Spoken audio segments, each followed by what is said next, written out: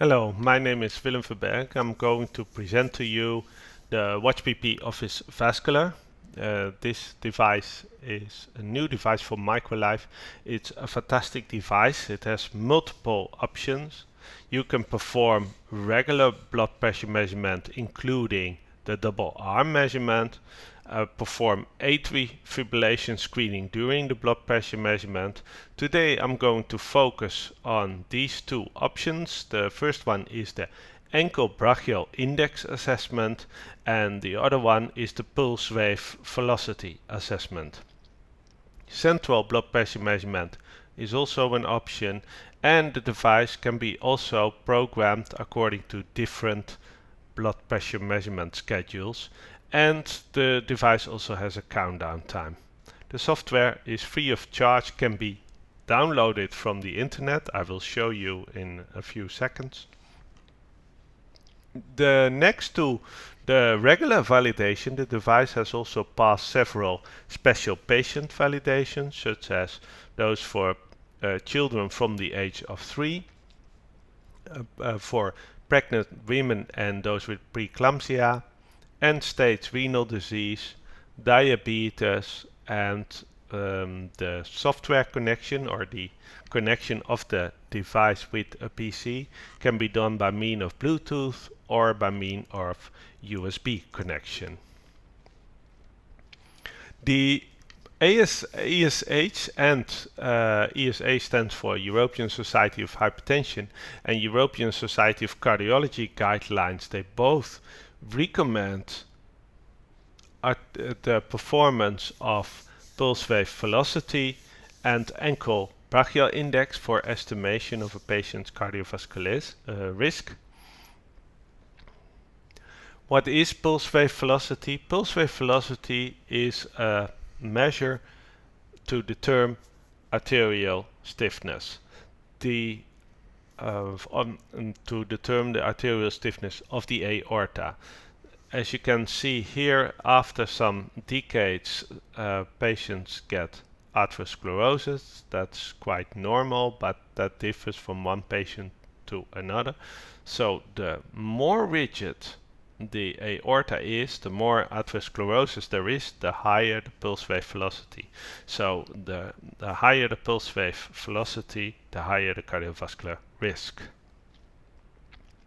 How was that initially performed?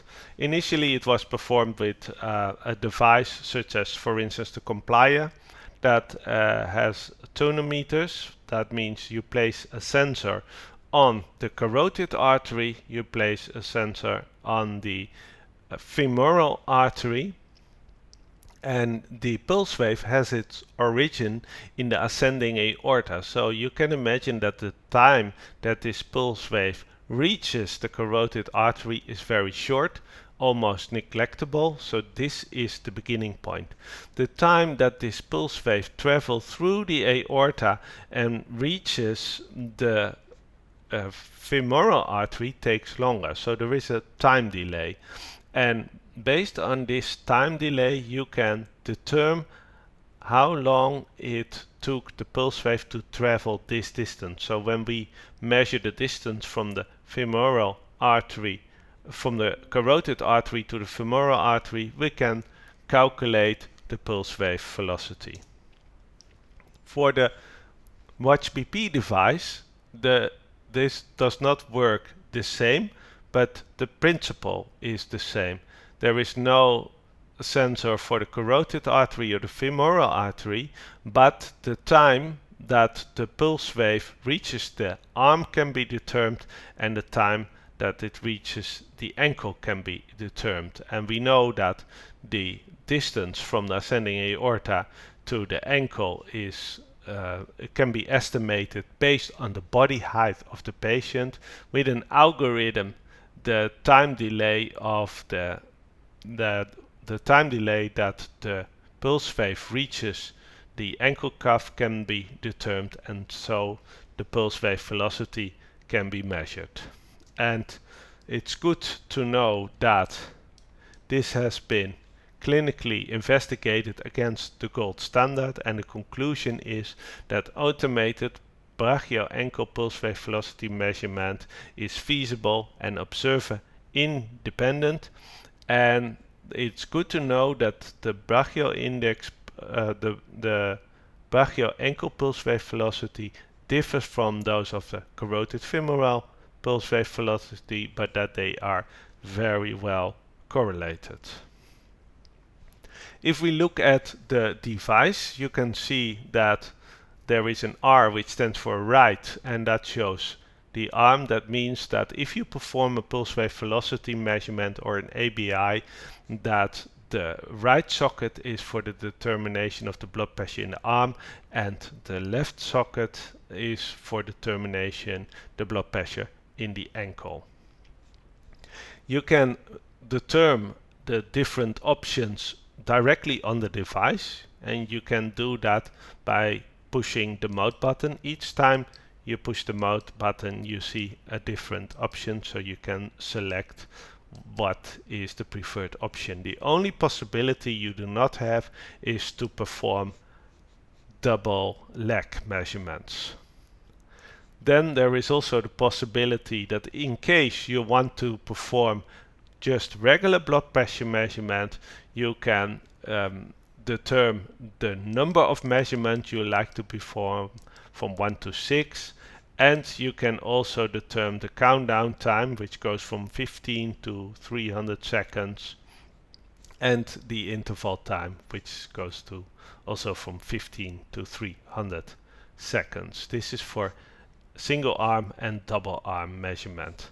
In that case, you can also determine whether you would like to take the first measurement into account for calculating the average or not.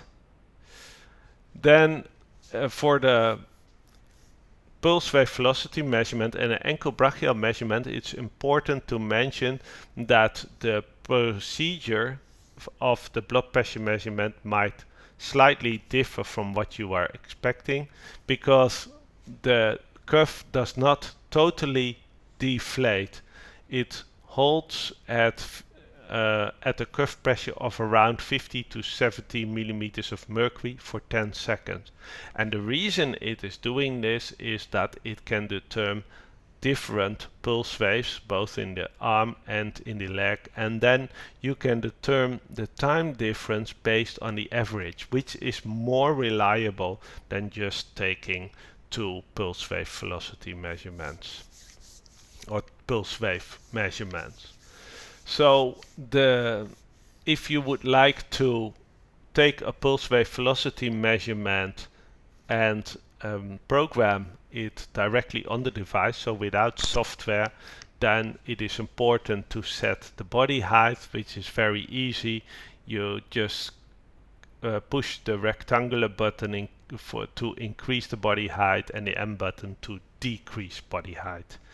This is how it is presented on the LCD screen. The ABI stands for ankle brachial index, so this is the value 0.89. There is no unit because it's an index, and approximately every 3 seconds it switches to the pulse wave velocity value, as you can see here, which is presented in meter per second.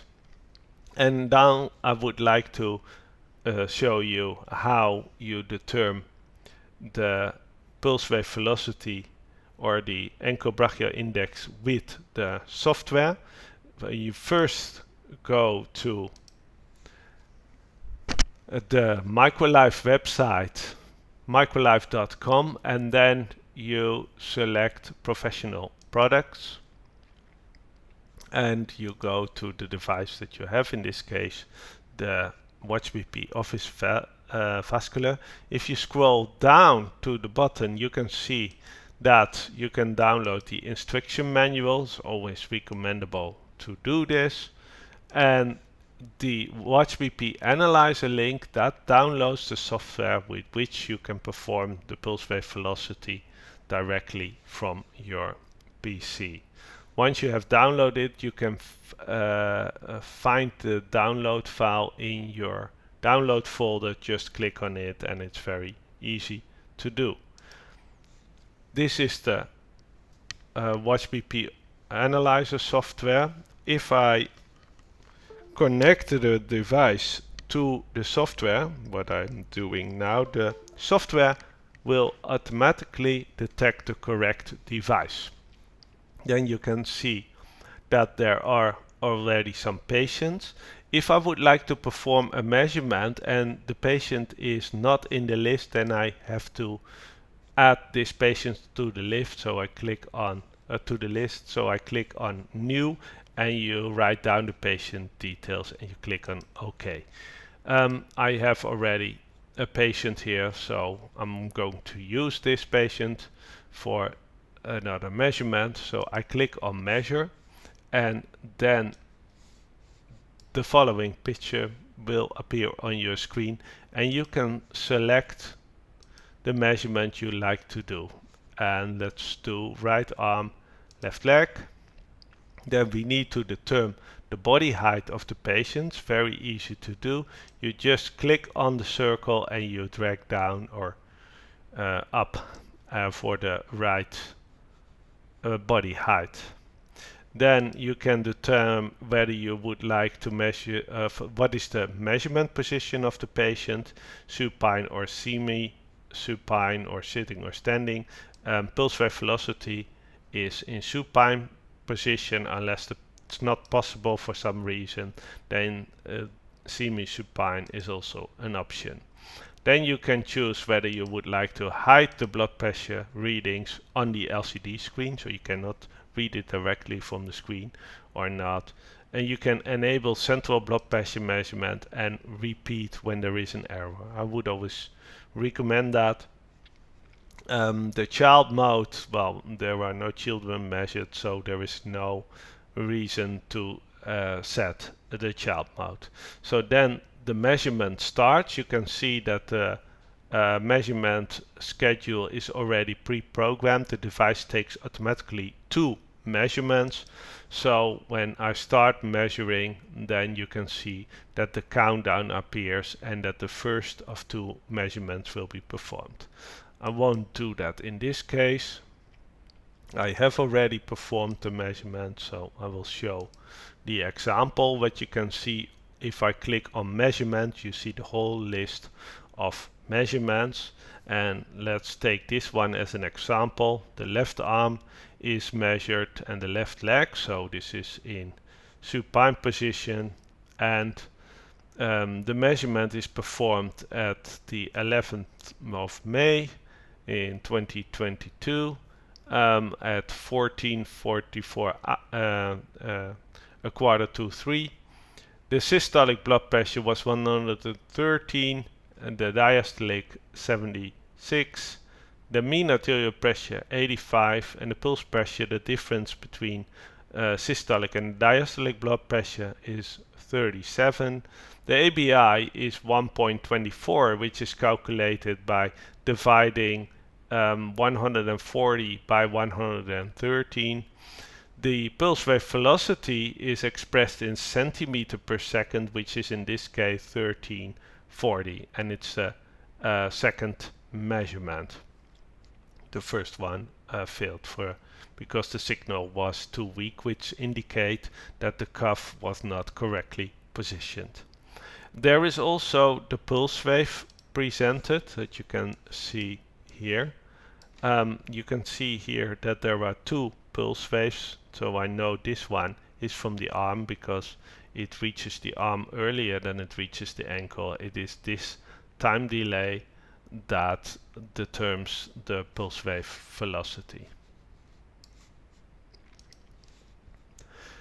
If I have these measurements now, then I can go to the report. For the report, you can choose the option to generate a PDF report and to generate an Excel report. If in case you would like to add a logo to the report, you can select a hospital logo or something like that, and it will appear on top of the report.